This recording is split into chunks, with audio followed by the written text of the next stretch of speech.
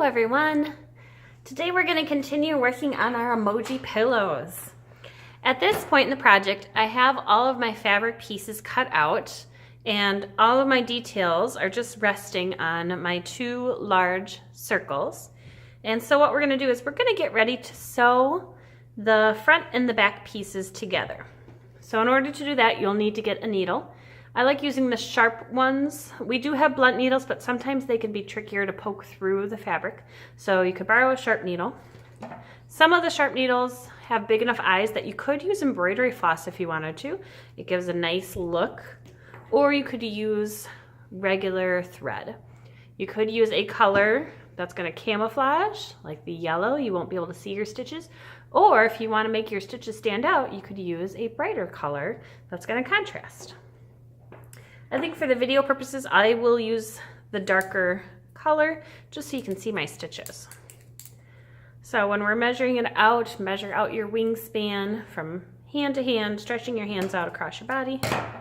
Just like before, we're going to thread just one end of that through the eye of the needle, grabbing it, matching up the tails. The more times you tie this knot, the easier it does get. So I know it's a little tricky when we're learning. So I have two tails in one hand, the needle in the other, stretching my hands out, bringing them back together. Stack the tails on top of the end of the needle part that has the eye. Pinch that, and then wrap the other ends. The more times you wrap, the bigger knot you get. And we'll slide that off. Carefully, pinching all of it down to the bottom. If it doesn't work the first try, give it another try. Okay, so here's my trick for hiding the knot. I don't want to see the knot when I am sewing. So here's what I do. Think of this as like the bread, and I'm going to sandwich my knot in between by going in just one piece. And then when I close it, you can't see it. Isn't that cool? Okay, so I like to do the whip stitch. The whip stitch meaning I'm going to poke up through both pieces of felt, pull all the way through so that it catches, and then repeat. So you're going to go around stitching kind of close together. The further apart your stitches are, the more stuffing can escape from your pillow, and that can be a problem. So try to keep those stitches neat and close. All right, so here's an example of my stitches. I will pause and do a few more on my own. I did some more stitches. I'm about a third of the way around, and I want to show you this part. Notice how much thread I have left. I'm getting low on thread. Now, when most people begin sewing, they tend to sew all the way until they have very, very little thread left. And the problem is, it doesn't leave you enough room to tie the knot. So the rule is, when the thread is getting short, you want to keep it longer than the needle so that you have enough to tie the knot. Remembering when we tie knots, you go under the stitch, and then don't quite pull through all the way because you need to go back through that loop. And if you don't have enough thread to go back, you can't do the knot. And that's where we run into problems. So through the last stitch, back through that knot, okay? And then that way this is secure, and so I can change out my thread and then continue my sewing. Once you have your needle rethreaded, remember our little trick about kind of opening up your sandwich, poking through part of it so that that knot is now hidden inside, okay?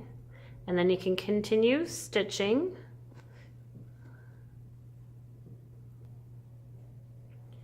Now I've reached almost the end of my sewing. So if you look, I have left a big enough gape and hole in my fabric so that I can stuff it.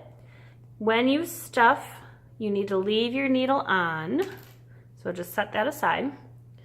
Grab some stuffing, and then you smush it in here. If you have really skinny parts, like if you're sewing a different shaped pillow, you will need to use like a fingertip to kind of poke through. And you are the one who decides how thick do you want this pillow to be. Do you want it to be very, very round, or do you want it just to be lightly stuffed? And so you're kind of working the material towards the back and squishing it and feeling it with your hands and deciding how much you actually want in there. And when you're satisfied, you're going to pick up your needle again, and then you're going to continue to sew that opening shut. And it's a little trickier just because the fabric now, instead of being right next to each other and closed, now you have this hole right here. So what I like to do is, you could even turn it the other way, and then close it with one hand while you continue to stitch that closed. Okay? Just be careful, because I'm sewing in a different direction. I'm actually sewing at myself. So try to just be aware that you're doing it a little bit differently now. It might feel a little more awkward, but you will sew that up closed and tie your knot, and then you'll be done with the first part. When you finish sewing it closed, you can kind of give it a little squish, redistribute that fabric, and then put your sewing materials away. Pull out the rest of your details, and you will need some tacky glue to glue those pieces on. And so what you'll want to do is just put them on one piece at a time. Tacky glue can be kind of hard to get out because it's so thick, and so you can try to work it down from the back of the tube. What I want to do is trace the outline. So this is the back of my mouth. I'm tracing the outline. Okay. And then I will turn it over and put that in place. And just press it on there for a little bit just to make sure that everything is going to stay. So you'll do that with all of your pieces, gluing them on carefully. When you finish gluing, you'll need to let your pieces dry, and we do want to take a photo of these and upload them on Artsonia. When you're photographing something that's not a square or rectangle, make sure you have a piece of construction paper underneath it so that it gives it a nice, solid, plain background. These are going to be awesome. Congratulations on your hard work.